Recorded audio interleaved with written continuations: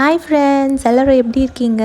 வாங்க இன்றைக்கி நம்ம வீடியோவில் என்ன பார்க்க போகிறோன்னா, நைட்டு கிச்சன் க்ளீனிங் ரொட்டீன் எப்படி பார்க்க போகிறோம். நைட்டு மட்டும் கிச்சனை க்ளீன் பண்ணாமல் படுத்துட்டீங்க, ஸ்கூலுக்கு போகிற பசங்களோட அம்மாவாக இருந்தீங்கன்னா உங்களுக்கு உண்மையிலே 100% ஷுவராக சொல்வேன், உங்களுக்கு வந்து ரொம்ப ரொம்ப ரொம்ப ரொம்ப லேட்டாகவும் மைண்ட் ரொம்ப டென்ஷனாகவும் அங்கங்கே திங்ஸ் இருக்கும், கண்ணு முன்னாடியே இருந்தால் கூட நம்மளால் தேட முடியாது. இன்றைக்கி அந்த மாதிரி தான் ஒரு விஷயம் நடந்தது மார்னிங். ஸோ நான் அடுத்த நாள் மார்னிங் இந்த மாதிரி நடக்கக்கூடாதுன்றதுக்காக நைட்டு எப்படியாவது நல்ல சுத்தமாக க்ளீனாக வைக்கணும்னு நினச்சிட்டு ஒரு முடிவு எடுத்தேன். என்னோட நீங்களும் சேர்ந்து க்ளீன் பண்ண வந்தீங்கன்னா சொல்லுங்கள். இந்த வீடியோவை இயர்ஃபோனில் போட்டுக்கிட்டு என்னோட வாய்ஸை கேட்டுகிட்டே நீங்கள் க்ளீன் பண்ணாலும் ஓகே. நம்மளோட கூட யாராவது ஒருத்தவங்க சேர்ந்து கூட க்ளீன் பண்ணால் நம்மளுக்கு ஒன்றுமே தெரியாதுங்க க்ளீன் பண்ணுறது. ஸோ ஃபஸ்ட்டு நீங்கள் என்ன பண்ணுறீங்க, கிச்சன் கவுண்டர் டாப்பில் தேவையில்லாத ஐட்டம்ஸ் எல்லாத்தையுமே ஒதுங்க வச்சுருங்க. தேவையில்லாத பாத்திரம் எல்லாத்தையும் எடுத்து உள்ளே வச்சுருங்க.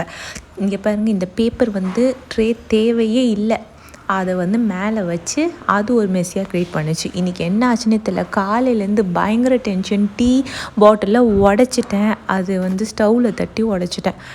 என்னன்னே தெரிலங்க, கண்ணு முன்னாடி எது இருந்தாலுமே நான் வந்து அது என் கண்ணுக்கு தெரிய மாட்டேங்குது, அவ்வளோ டென்ஷனில் இருந்தேன். ஸோ அடுத்த நாள் நம்ம இந்த தப்பை தெரிஞ்ச பண்ணக்கூடாதுல்ல. இங்கே பாருங்க, பரவாயில்ல, நல்ல வேலை டீ வந்து ஃபுல்லாக இல்லை பாட்டிலில்.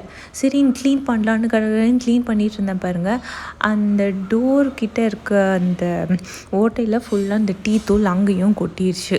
ஐயோ, அது வேறு ஒரு பக்கம் க்ளீன் பண்ணணும், பசங்க ஒரு பக்கம் கத்திக்கிட்டு இருந்தாங்க. நைட் ஆல்ரெடி லேட் ஆகிடுச்சு. நான் இதை க்ளீன் பண்ணாமல் படுத்தேன்னா ஸ்டவ்வை பாருங்கள் எப்படி இருக்குன்னு. அடுத்த நாள் காலையும் இதே மாதிரி தான் இருக்கும்னு சொல்லிட்டு நான் என்ன பண்ணேன், முடிவு நீங்கள் என்ன வேணாலும் பண்ணுங்கள் பசங்கன்னு சொல்லிவிட்டு ஒரு வழியாக நம்ம கிச்சனை க்ளீன் பண்ணலான்னு சொல்லிட்டு க்ளீன் பண்ணிகிட்டு இருந்தேன். தேவையில்லாத இது எல்லாத்தையுமே க்ளீன் பண்ணிட்டோமே. இங்கே பாருங்கள், கிச்சன் கவுண்டர் டாப் ஃபுல்லாகவே க்ளீன் ஆகிடுச்சு. ஃபஸ்ட்டு கவுண்டர் டாப் க்ளீன் பண்ண உடனே நீங்கள் சிங்குக்கு போய் பாத்திரத்தை தேய்க்காது, இன்னும் ஒரு 2-3 விஷயம் இருக்குது, அதெல்லாம் பண்ணிவிட்டு கடைசியாக நம்ம பாத்திரத்தை தேய்க்கலாம். இங்கே பாருங்கள், டீ இது ஒரு எக்ஸ்ட்ரா வேலையாகிடுச்சு. டீலாம் கீழே கொட்டி எனக்கு நடக்கவே அங்கே நிற்க முடியல. ஸோ ஃபஸ்ட்டு இதை பெருக்கிடலான்னு சொல்லிட்டு இதை பெருக்கிட்டு இருந்தேன். பெருக்கிட்டு இருக்கும் போதே எங்கள் பசங்களுக்கு வந்து என்ன நடக்குதுன்னே தெரியல, அப்படி சண்டை போட்டுட்டு இருந்தாங்க. சரி ஓகே, நம்ம கான்சன்ட்ரேட் சொல்லிட்டு நம்ம வந்து இதை விடாமுயற்சியாக நம்ம க்ளீன் பண்ணணும்னு நான் பண்ணிக்கிட்டு இருந்தேன். ஸோ என்ன வேணாலும் நடக்குங்க நம்மளை சுற்றி. நம்ம வந்து ஃபோக்கஸ் வந்து நம்ம மைண்ட் வந்து இது ஒரு வேலை எடுத்துட்டோன்னா அதை முடிக்கணும் அப்படின்றதுல இருங்க. இங்கே பாருங்கள், அந்த கேப்பில் வந்து இந்த டீ தூள்லாம் கீழே கொட்டிடுச்சு. நான் இந்த பிளேஸை மோஸ்ட்லி க்ளீனாக தான் வச்சுருப்பேன், அதை ஆனால் இது க்ளீன் பண்ணுறதே ஒரு பெரிய விஷயம் தெரியுமா. அந்த பேனெல்லாம் எடுத்துகிட்டு க்ளீன் பண்ணணும். பண்ணிகிட்ருக்கும் போது இதோ 2 பசங்க இருக்காங்களே, இந்த குட்டி பசங்க தேவையில்லாமல் சண்டை போட்டுட்டு நீங்கள் என்ன வேணாலும் பண்ணுங்கள் ஏன்னு சொல்லிவிட்டு நான் பாட்டு கிச்சன் ஸ்டவ்வையும் க்ளீன் பண்ணிகிட்டு இருந்தேன். ஏன்னா என்னோடய மைண்ட் வந்து டென்ஷன் ஆகுறதுக்கு காரணம் வந்து இந்த கிச்சன் தான்.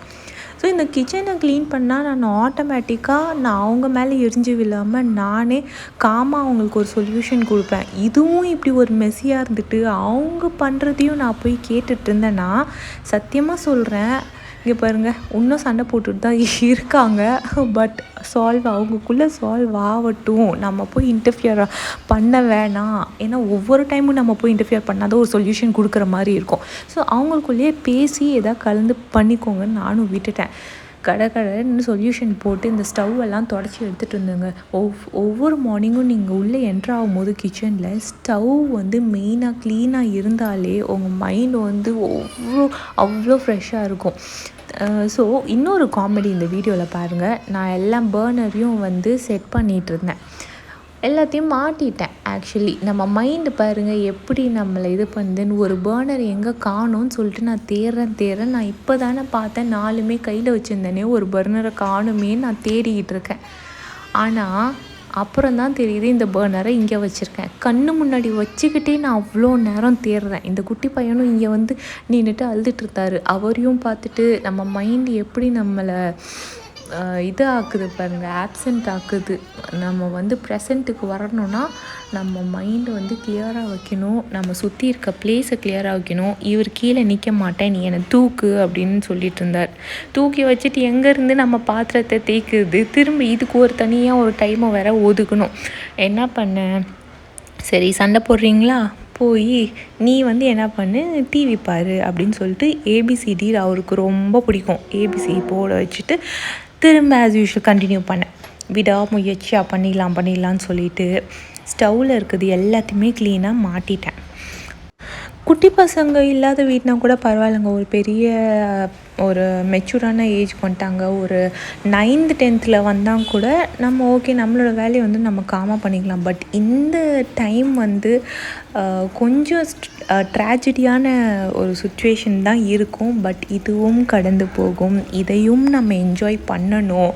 இப்படி ஒரு தடால் புட்டாலில் நீங்கள் வந்து இவ்வளோ க்ளீன் பண்ணி வச்சிங்கன்னா அது உங்களுக்கு ஒரு உண்மையிலே ஒரு பூஸ்ட்டு தான். நீங்கள் ஏதோ ஒன்று சாதித்த மாதிரி எனக்கு ஃபீல் ஆகும், உங்களுக்கு எப்படின்னு தெரியாது. இவ்வளோ இதையும் தாண்டி நம்மளுக்கு விடாமுயற்சி நம்ம இதை க்ளீன் பண்ணி அவ்வளோ க்ளீனாக வச்சுருக்கோமே நம்ம கிச்சனை மட்டும் இல்லை, நீங்கள் வீடையும் க்ளீனாக வச்சிங்கன்னா அது ஒரு பெரிய சாதனை படித்த மாதிரி. ஸோ பானையை வந்து எப்பயும் ஃபுல் பண்ணிடுங்க தண்ணியை. அது வந்து ஒரு பாசிட்டிவ் எனர்ஜி கொடுக்கும் நம்மளோட வீட்டுக்கு. எப்பயுமே வீட்டுள்ள வர ஹஸ்பண்டோ பசங்களோ வந்து பானையில் தண்ணி கேட்கும் போது தண்ணி இல்லைன்னா டோட்டல் மைண்ட் அங்கே ஆப்சண்ட் ஆயிரும். ஸோ நீங்கள் ஃபில்டரில் பிடிச்சி கொடுக்குறத விட நீங்கள் பானையில் ஃபுல்லாக வச்சிங்கன்னா நிறைவாக அங்கேயே உங்களுக்கு ஒரு பாசிட்டிவ் தாட் ஆரம்பிச்சிரும்.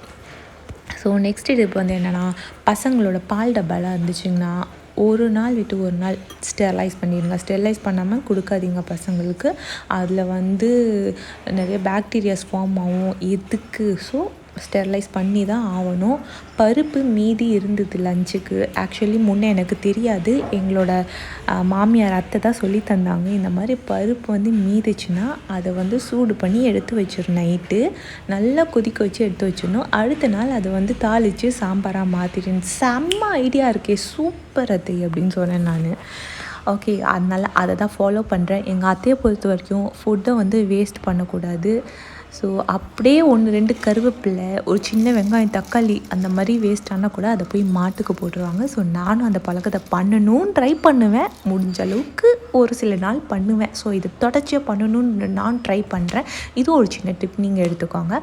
அதுக்கப்புறம் நைட்டு வந்து பாதாம் பத்து சோப் பண்ணுவேன். அப்புறம் பாப்பாவுக்கு வந்து நெக்ஸ்ட் நாள் ஸ்கூலுக்கு ஸ்நாக்ஸுக்கு சென்னா சோப் பண்ணிட்டேன். ஸோ ஃபுல் வேலை முடிஞ்சுது. எவ்வளோ பாத்திரம் அதெல்லாம் வந்து ட்ரை ஆனமே தான் எடுத்து வைக்கணும்.